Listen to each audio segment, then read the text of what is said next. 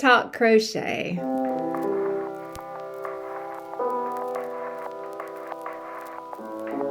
Hey folks, it's Mary, aka MercyTriumphs, and this is my channel, Slow Crochet. This is episode 035. Today I am talking works in progress, finished objects, and anything else that I might have started in the week. Let's get into it. The first thing I want to show off is my jewel spun shawl. I've been working on this thing for a couple of weeks now, and I've been using Jewel Spun by Sidar, this right here. It is an Aran weight yarn. It is about 546 yards, and so I have been trying to be very judicious as I'm making this shawl because I want it to be nice and cozy, but I realize that it usually takes at least 600 to 700 yards for an Aran weight yarn to make a big, nice size shawl. This one, to me, has turned out a little bit small, and I'm going to drop in some footage right now of me modeling it so you can kind of get a sense of how big it is. Across the wingspan, it is about 62 inches, and from the top to the bottom, it's about 34 to 36 inches. I haven't blocked it, but the yarn is 100% acrylic yarn, so I'm not sure how much good blocking will really do unless I wanted to kill the fabric, which I'm not even sure I want to do at this point. I am using the color Golden Green, which is shade 845, and it is beautiful. I have loved working with this yarn. So I only have a few yards left of this yarn. I measured it out, it's about 4 yards. So I did play a little bit of yarn chicken to finish off the shawl, but I'm not actually sure it's finished. And this is where I need your help. I find that this shawl is just not quite big enough for me. And I am making it for a friend who's a little bit taller than me, a little bit different dimensions. And I'm not sure it's gonna work that well as a shawl as is. Now, this is yarn that I picked up in Peoria, Illinois, and I'm not going to drive all over Creation to find another one of them. So this is what I have. I only have this little bit left. And it is a pattern that I kind of came up with as I was going. So I could frog it all back and use a looser kind of mesh type pattern to make the yarn go further. Or I could add a border in a contrasting color. Here are my options. First of all, I went to my stash and I thought, what is going to go well with these aquas and kind of browny goldy greens? I thought a really beautiful contrast might be this soot colored Premier Wool Select. So this is a DK weight yarn, a lightweight number 3, and it is a combination of 75% acrylic and 25% wool. I've worked with this before, and what I like about this color is it isn't a true black. It's a nice kind of mottledy gray, and it's quite beautiful in my opinion, kind of a graphite pencil color. And I thought with the blue and the blacky undertones, that might be a really nice contrast in this shawl. So I could hold it double. I have enough. I have an extra skein that I could hold these double, and that might be an interesting and beautiful border on the shawl to add some length. But then I thought, Hobby Lobby is having its clearance, and maybe there's still something good that I could find. So I took my little leftover ball, popped it in my purse when I was out doing some errands today, and I stopped by, and I was very good. I was very good. I had a couple of dollar bills in my purse, and I did come home with one more, y'all. I feel proud of myself. I'm not going to be ashamed that I got one. I love this yarn because there were multiple of these and I only came home with the one. This is I Love This Yarn, regular price $4.99, on sale for $1.24. 100% acrylic 4-weight yarn. It is 199 grams or 7 ounces, 355 yards or 325 meters. And this color is 220, the color Coffee. So a nice coffee brown. And I thought this also would pick up pretty nicely as a contrast, a solid contrast to all these different greens with the gold undertones. So that was thought number 2, to do the coffee brown to go with the greeny gold shawl. thought number 3 of adding a border would actually be to hold the two together. To me, these two colors are found in the natural world, and the beauty of this shawl and these colors is that it is a kind of walk in the woods. So if you add those two in there, you get the idea of shade and shadows and the deep color of the earth that is all wet and moist up in the mountains, and just you could wax very poetic talking about these colors together. But to be honest, this would be the first time that I'm specifically adding in a separate yarn as a border, and even holding two strands together is not something I've done very often in the past. So that's why I need your opinion. I have more than enough that I could do just the brown or the gray held double or the two together, or I don't really want to frog back the whole thing. I've already frogged it back once before to come up with this design, but if that's what needs to happen, then that's what I'll do. Again, my goal is to add 4 or 5 inches to the length of the shawl, so it's a little bit drapier, a little bit heavier, and for that matter, I am using a size K as 6.5 millimeter hook, and it has made the shawl quite drapey. Despite the rows of double crochets and double crochet type stitches, I wanted to have some thickness to it and not have it super lacy, because I do want this one to be a cozier feel for the shawl. So that's my conundrum. Let me know in the comments what you think. And while you're in the comments, I'm going to need another opinion because I am stumped on this one.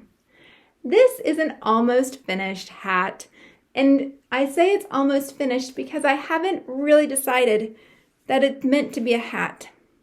Seems a little skimpy in my opinion. This hat pattern is one of my favorites by Crystal over at Bag A Day. In general, I can get a hat like this out of about 100 yards of a 4-weight yarn. And so that's what I had on hand, and that's what I did. This is O wool in classic worsted. It is 100% certified organic merino, and it's 99 yards or 90 meters, 1.75 ounces or about 50 grams. Recommends a size 8 to 9 US, I assume knitting needle, or a size 5 to 5.5 millimeter knitting needle. Maybe crochet hook too. I used a size J10 or a 6.0 millimeter hook on this. And y'all, I just don't think it's meant to be a hat. I think maybe it's meant to be an ear warmer. Maybe it's meant to be a headband. Maybe it's meant to be a little neckerchief. What do you think? Should I frog it back entirely? I haven't sewed in any of the ends yet, and I only have the slightest bit left here. So what do you think? In terms of working with the yarn, I do love the color, and it is fairly soft. It is still a little bit scratchy. You can still tell it's wool, but I've noticed with wool that once I have it on, it feels so much better. The feel of wearing it is so nice because it's breathable, because it also has that great, wonderful ability to lock in whatever your temperature is at the moment. So I loved working with it, and I would work with it again. I picked up this hank from Smart Art and Crafts here in Nashville when they were having an everything is a $1 sale. I have made the smallest bit of progress on my neon Christmas sweater in that I have attached my Red Heart Super Saver White to the main body of my sweater, and I've gotten a few rounds in. So I've finished the Christmas tree here, and my goal now is to just bang out the rest of the body of this sweater. I want it to be finished so badly because there's so many projects I want to start, but this one I'm like, I need to get it done sooner rather than later. And it's getting to a point where it's a little bit cumbersome to move around with, but as soon as I finish the main bulk of the sweater, it'll be a lot easier because it'll just be going in the round and then doing the cuffs and the ribbing at the bottom. I'll drop in some footage right now of why this sweater is challenging to move around. I have several balls of yarn that I'm working with because on the back of the sweater, I'm doing some words that refer to the church I go to. This is meant to be something I'm going to wear throughout December to church, especially when we work with kids ministry. So there are so many different balls going on that it can get a little unwieldy. So this is one that I only can do while I'm sitting at home, and I do have to focus a little bit just to make sure that I'm lining everything up, particularly on the back. Once that's done though, and I can snip off those letters, I will be so glad. I will be in the home stretch, and I hope I'll just be able to bust it out. I always have to have a project that I can work on while I'm listening to a child read or sitting in the car or at a ball game practice or a game. And right now, the project I just started is the Granny Stripe Hat by Yarnspirations. And as you can see, it matches the hat I'm currently wearing. It is made out of Chic Sheep by Red Heart, which is merino wool, but it's a brand that Marley Bird did a collaboration with. I picked these up at Ollie's a while back, and they were $2.99 a skein. This is the color Pool, and I believe the color on my head is Sunset, and I got 3 of each of these. They are 100% wool. They are a 4-weight. They are 3.5 ounces, 100 grams, 186 yards or 170 meters. And I have certainly loved working with this yarn.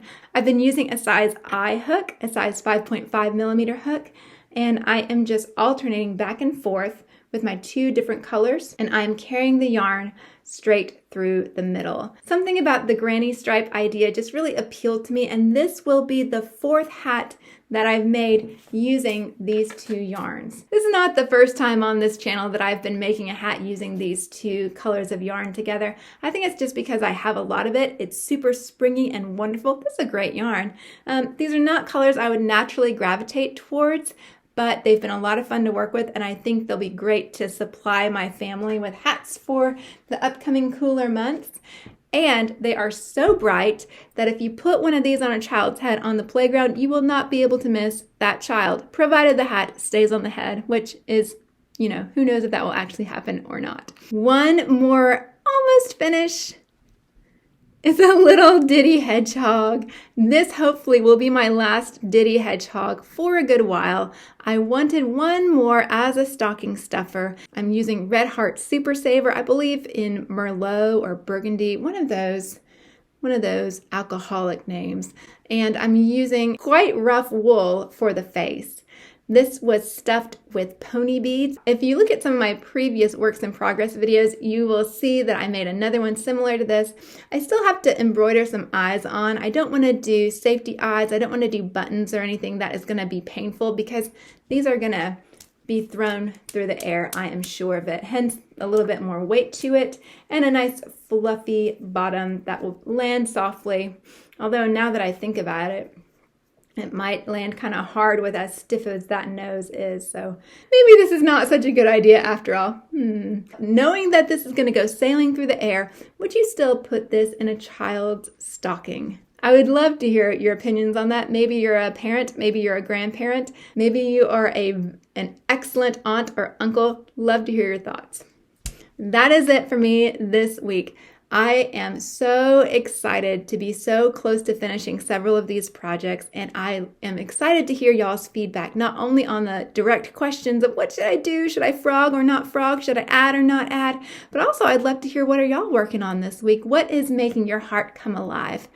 I want to thank everyone who has subscribed, liked, commented, shared this video, or any of the videos on my channel, because it's so encouraging within this YouTube space.